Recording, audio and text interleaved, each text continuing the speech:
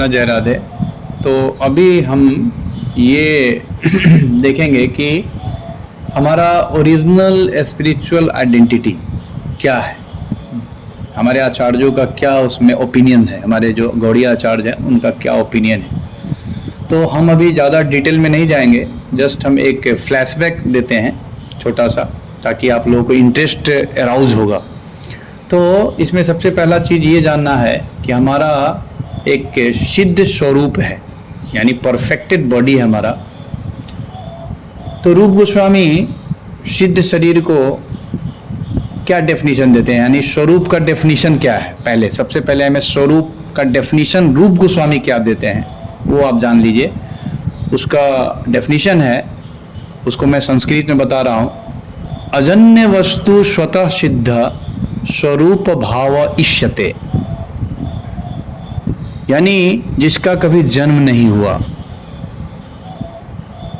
है ना, जिसका कभी जन्म नहीं हुआ, यानी जिसको उत्पन्न नहीं किया जा सकता है, तो स्वतः सिद्ध भाव को स्वरूप कहा जाता है।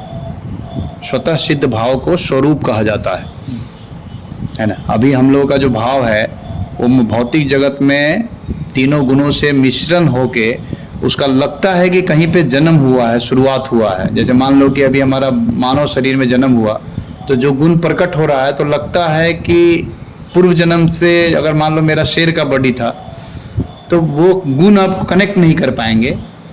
लेकिन जो जो जो गुरु ये देखता है स्वतः सिद्ध भाव को, स्वरूप को, वो दोनों में देखेगा।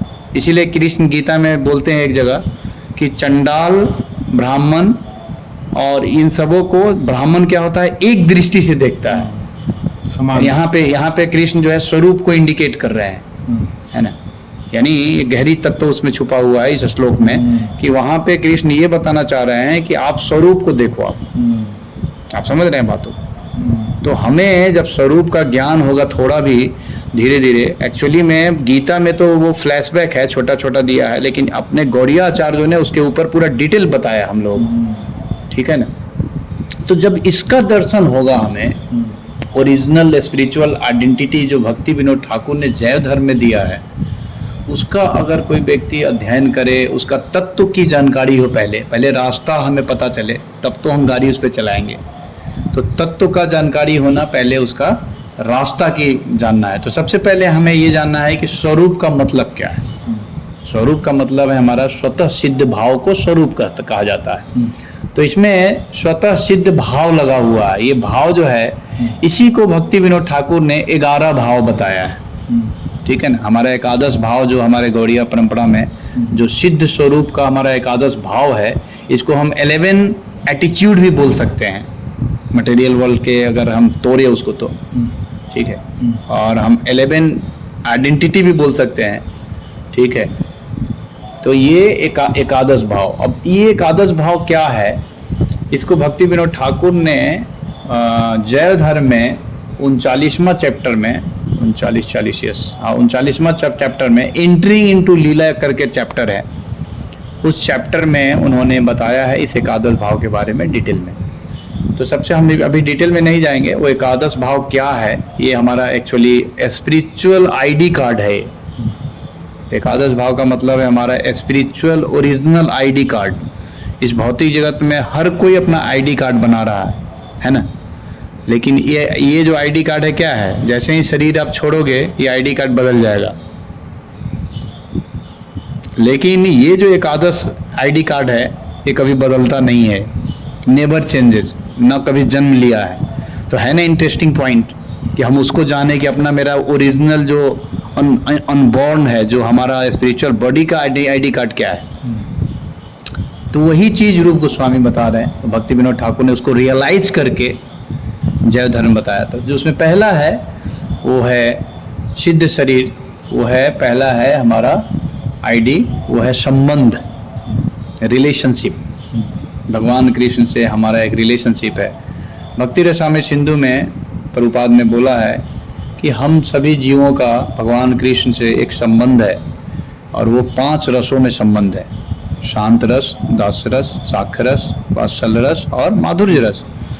तो ये रसों में हमारा संबंध है। माधुर्य रस में भी दो डिवीजन है, स्वकीय और परकीय।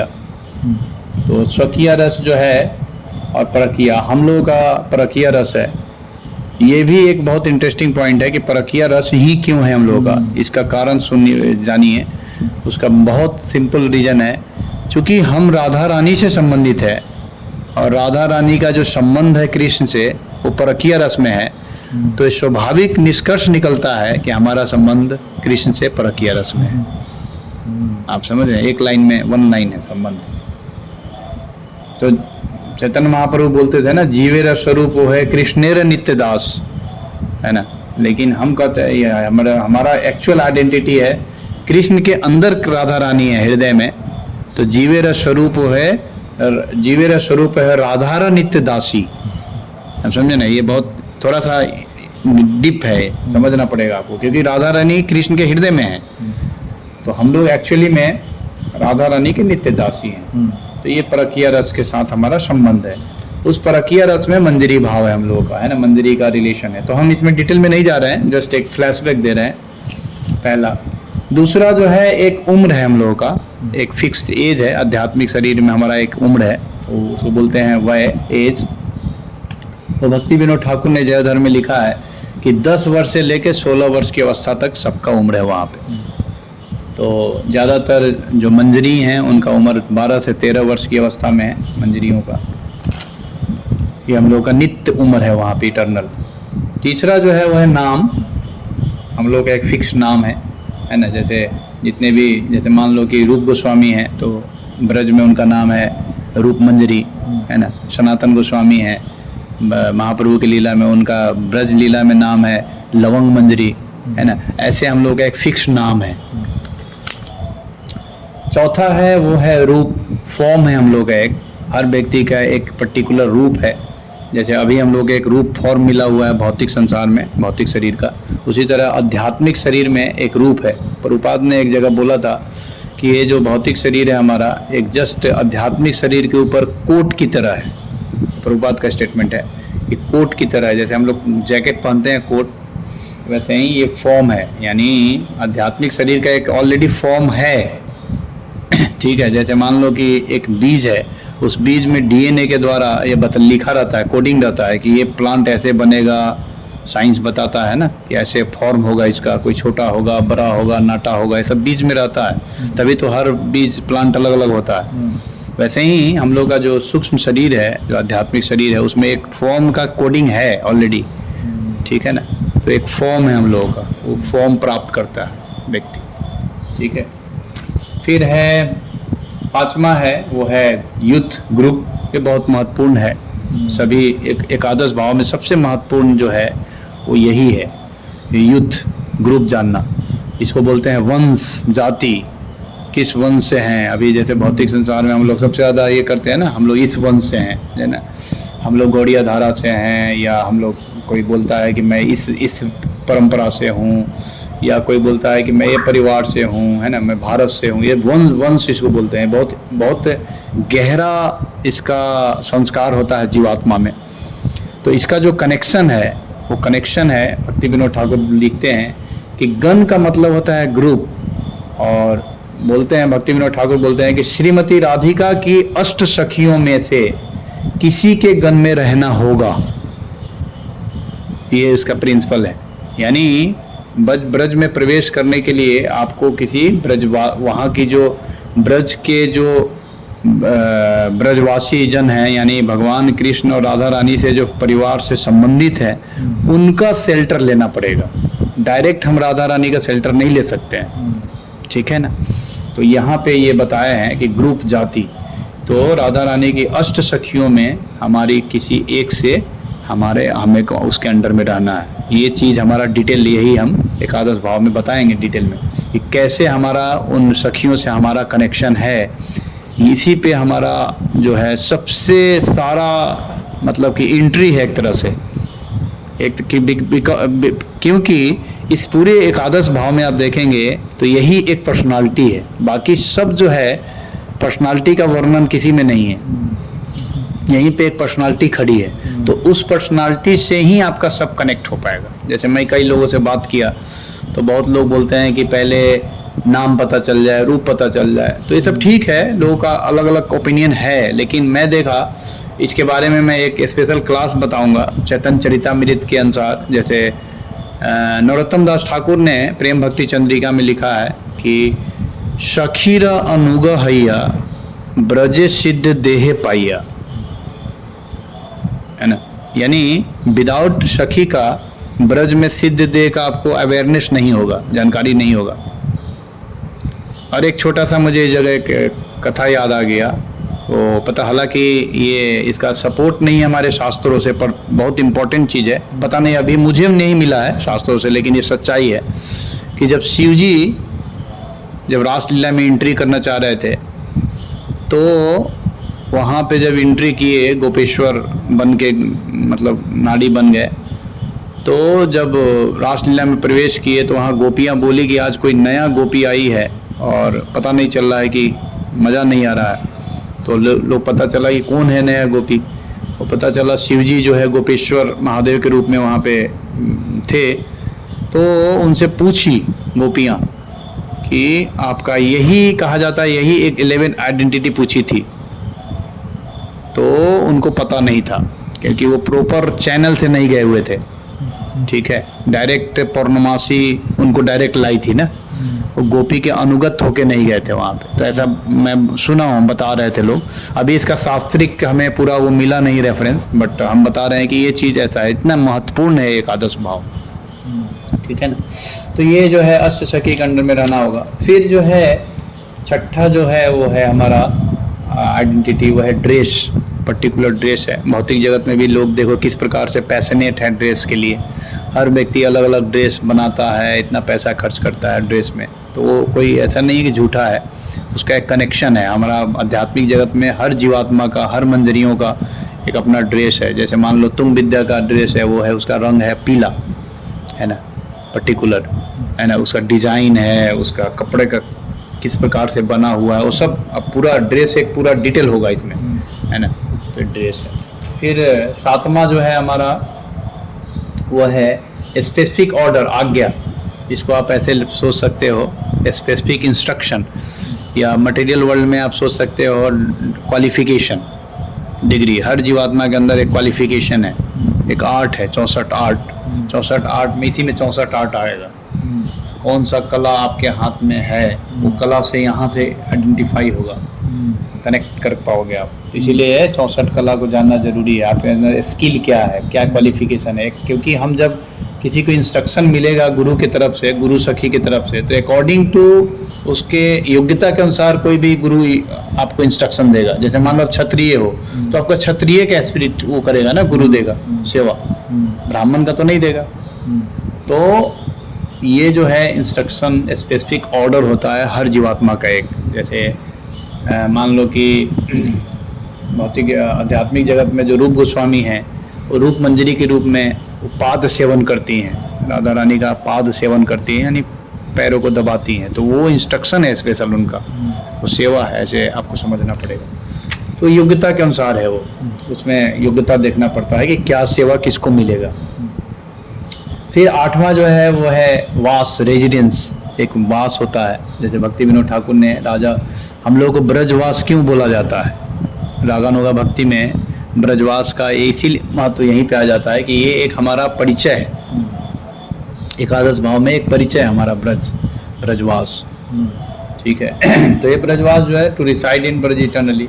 पर ब्रज में भी कहाँ जाना है, ब्रज एक बहुत बड़ा दुनिया है, बहुत बड़ा संसार है, पर कहाँ जाना है ब्रज में। तो हमारे गोस्वामी लोग इंस्ट्रक्ट कर रहे हैं, रूप गोस्वामी की राधा कुंड आना है ना, नेक्टर ऑफ इंस्ट्रक्शन में बता रहे हैं, इंस्ट्रक्शन दे रहे हैं, क्योंकि टॉर्च लाइट लेके वो खड़े हैं ब्रज में, ठीक है ना। जैसे ब्रज में हम लोग का गाइड है वो, ब्रज बहुत बड़ा जगह है, करोड़ों अरबों जीवात्मा सब प्रयास कर रहा है भजन भक्ति अलग अलग ब्रह्मांड में, तो सब लोग जाएगा वहाँ पे, ठीक है ना। लेकिन अब उसका गाइड कौन है वहाँ पे, कौन बताएगा, वो सब अपना अपना गाइड है। हम लोग का रूप गोस्वामी बता रहे हैं कि राधा कुंड जो है ब्रजवास है हम लोग।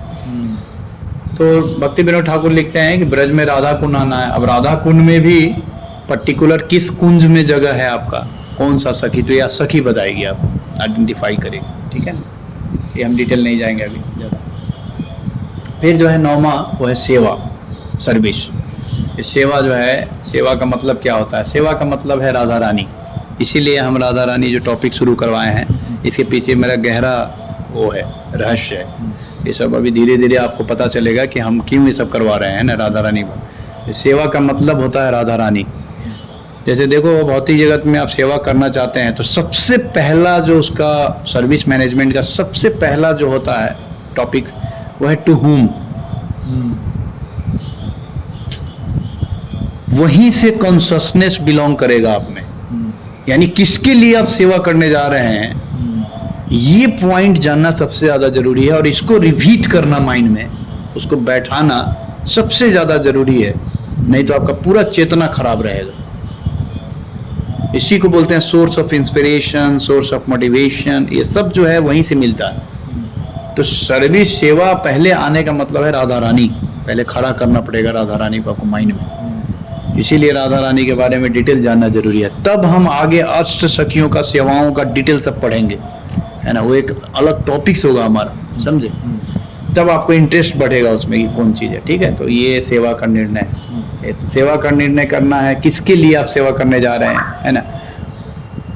उनकी सेवा, ये आप सेवा किसके लिए करने जा रहे हैं, सेवा का आपका लक्ष्य क्या है ना। क्या है सेवा? जैसे अष्टकालीय जो सेवा है हमारा, इसीलिए हम अष्टकालीय लीला का स्मरण करते हैं, है ना। ये एक्चुअली सेवा है ना। डिटेल में बताएंगे हम कैसे अष्टकालीय लीला, राधा रानी की सेवा है। ये भी एक टॉपिक्स होगा हमारा। तब जाके आपको अष्टकालीय लीला पढ़ने में मजा आएगा। फिर जो है 10वां है, वो है 10वां आइडेंटिटी हम लोगों का, वो है पराकाष्ठा श्वास। पराकाष्ठा श्वास का मतलब होता है हाईएस्ट एक्सपेक्टेशन, ठीक है। इसको भौतिक जगत में हम बोल सकते हैं कि आपके जीवन का लक्ष्य क्या है ना। जैसे हम लोग बड़े बड़े कंपनी में जब अपना आईडी रिज्यूम में भरते हैं तो उसमें पूछा जाता है कि आप हाईएस्ट एक्सपेक्टेशन क्या है आपका, ठीक है ना। तो ये उसका मतलब यही है, क्योंकि भौतिक जगत उसी का रिफ्लेक्शन है ना। तो सब चीज़ यहाँ पे वही सब हो रहा है, लेकिन उसको करेक्ट हम कनेक्ट नहीं कर पा रहे। तो पराकाष्ठा श्वास का मतलब ये है, इसको भक्ति विनोद ठाकुर ने बड़ा गहरा दिया है। इसको मैंने काफ़ी मेहनत करके निकाला है, मैंने ये सब चीज़ें काफ़ी मतलब मेडिटेशन करके, गुरु और पूरे गौरांग महाप्रभु, चैतन्य महाप्रभु सबकी कृपा से ही सब निकला है। तो पराकाष्ठा श्वास का मतलब है मंजरी भाव। ये मैंने बहुत सोच के निकाला है। तो मंजरी का मतलब है कि हाईएस्ट आपका जो है लक्ष्य है पूरा जीवात्मा का, और हाईएस्ट और प्योरेस्ट जीवात्मा का जो प्योर रूप है ना, वो है मंजरी, प्योर फॉर्म। तो ये राधा रानी की दास्ता है, यानी मंजरी भाव। तो ये इसमें अलग अलग मंजरी सब आएगी। जिस सखी के अंडर में आप जाएंगे, उस सखी के एक पर्टिकुलर मंजरी है। जैसे मान लो कि कोई तुंग विद्या के अधीन है, तो लवंग मंजरी आपका पर्सोनिफिकेशन होगा। तो पराकाष्ठा श्वास में आप लवंग मंजरी के अंडर में आ जाएंगे। एक यहाँ तत्व होगा, और फिर लवंग मंजरी के डिटेल में सब पढ़ना पड़ेगा आपको क्या कैसे, ठीक है। तो ये हो जाएगा पराकाष्ठा श्वास है। फिर जो है लास्ट है, वो आईडी है हमारा पाल्यदासी भाव। इसी को बोलते हैं मूड। ये सबसे कॉम्प्लेक्स विषय है, मूड। इसी को बोलते हैं नेचर। इसी को बोलते हैं मूड को आप बोल सकते हैं इंट्रोड्यूस योर सेल्फ, है ना। ये बड़े बड़े कंपनी में यही क्वेश्चन पूछा जाता है, इंट्रोड्यूस योर सेल्फ। तो इसी में सब नेचर सब आएगा, दक्षिण नेचर, ब्राह्मण नेचर, है ना। फिर क्या क्वालिटी है आप में राधा रानी का, कौन सा भगवान कृष्ण के 64 गुण का कौन सा क्वालिटी आप में जीवात्मा में है, वो सब उसी के अनुसार मूड बनता है। ये सब जो है कॉम्बिनेशन है सब, है ना। तो जो मूड बनेगा उसी के अनुसार, जैसे मान लो मूड का एग्जाम्पल बता रहा हूँ। जैसे ललिता सखी भी पानी पिलाएगी राधा रानी को, वो कर सकती है। और मान लो कि चित्रा सखी भी पिला रही है, और तुंग विद्या भी पिला रही है। तीनों पानी लेकर जा रही है, पिला रही है, लेकिन तीनों का मूड अलग अलग है। ललिता जो पिलाएगी वो एंगर मूड से पिलाएगी, मान से पिलाएगी। और चित्रा पिलाएगी वो बहुत ही मृदुता और लज्जा से, यानी लज्जा वाला गुण है उसमें। और तुंग विद्या पिलाएगी वो बहुत उदारता से पिलाएगी, उदार गुण है उसमें। तो ये सब जो है गुण से मूड बनता है ना। विभिन्न प्रकार का जीवात्मा में सब गुण है, गुण से मूड बनेगा और उसी मूड से हम सर्विस करते हैं। ठीक है, तो ये जो है 11 आइडेंटिटी है। इसको अब डिटेल से हम अगले क्लास में बताएंगे डिटेल में कि क्या कैसे है ना। अभी फिलहाल हम सिर्फ फ्लैशबैक दिए हैं ताकि आप लोगों को इंटरेस्ट हो। हरे कृष्णा, जय राधे। राधे राधे राधे।